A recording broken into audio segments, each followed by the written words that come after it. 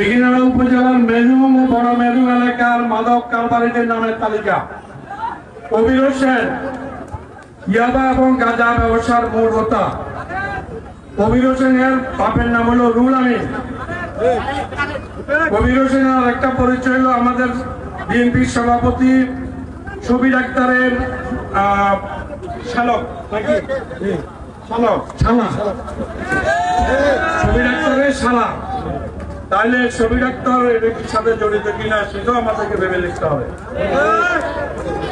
তারপরে আছেন সাইফুল ইসলাম ইয়াবা সালান্দার, তার মাধ্যমে কবি সংগ্রহ করে। পিতা মজিবুর রহমান চিনবেন না চিনেন। আর 3 নম্বর শুভ মিয়া, কবির থেকে নিয়ে দুসরা কারবারিদের কাছে পৌঁছায়।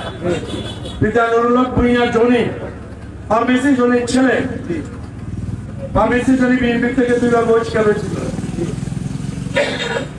আমি যাদের নাম বলছি এরা সবাই যে দোষী আমি 16 আনা নিশ্চিত না, আপনারা বিচার বিবেচনা করবেন। হাবিল হলো পিতা আবুল হোসেন, হাবিবুর রহমান হবে, সে হলো পিতা হাসান। জয়ীর খুচরা ব্যবসায়ী, পিতা সুলেমান। মনোয়ার সাইফুলের সহযোগী, পিতা জয়নাল। এটা কোন জয়নাল? আমাদের বিএনপি সেক্রেটারি জয়নাল না তো? মনোয়ার পিতা জয়নাল। আরিফ সাইফুলের সহযোগী, পিতা জাকির হোসেন। শিয়াম খুচরা বিক্রেতা, পিতা সুলেমান আনসার মুসলিম আনসার। নূর আলম পিতা অজ্ঞাত, শ্বশুরের নাম পাওয়া গেছে সুকুর চারুগন্ধা। নূর আলম পিতা গুলজার হোসেন।